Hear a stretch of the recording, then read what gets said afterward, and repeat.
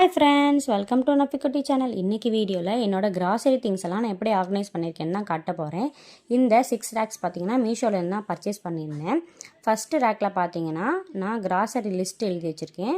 Next candle, ஊதுபத்தி, cup சாம்பிராணிலாம் வச்சுருக்கேன். Second rack பார்த்தீங்கன்னா இந்த ரேக்கில் பிரேக்ஃபாஸ்ட்டுக்கு தேவையான இடியாப்ப மாவு, ராகி சேமியா, அரிசி மாவு பாக்கெட்லாம் வச்சுருக்கேன். ஓப்பன் பண்ண பாக்கெட்லாம் ஃப்ரிட்ஜில் ஸ்டோர் பண்ணி வச்சுருக்கேன். நான் பள்ளி தொல்லை இருக்கிறனால நான் ஓப்பன் பண்ண பாக்கெட்டை ஃப்ரிட்ஜில் வச்சுருக்கேன். அடுத்த ரேக்கில் பார்த்தீங்கன்னா வடகம், அப்பளம், கறி வடகம் வச்சுருக்கேன். கோதுமை மாவு, வரமிளகா இதெல்லாம் இதில் ஸ்டோர் பண்ணி வச்சுருக்கேன். தனித்தனியாக நம்ம ஆர்கனைஸ் பண்ணும்போது நீட்டாக இருக்கும், மெஸ்ஸி ஆகாமல் இருக்கும். இந்த ரேக்கில் பார்த்தீங்கன்னா பொடி ஐட்டம்ஸ், அதாவது மிளகாத்தூள், மஞ்சத்தூள் அந்த மாதிரி ஐட்டம்ஸ் எல்லாம் 65 மசாலாலாம் இதில் வச்சுருக்கேன். ஓப்பன் பண்ணதெல்லாம் மூடி போட்டு லாக் பண்ணி வச்சுருக்கேன்.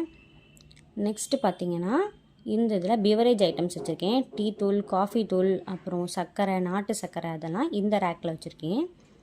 லாஸ்ட் ரேக்கில் பார்த்தீங்கன்னா நான் டாய்லெட்ரி ஐட்டம்ஸ் வச்சுருக்கேன். சோப் ஐட்டம்ஸ், அப்புறம் லைசால், டெட்டால் இதெல்லாமே இதில் வச்சுருக்கேன்.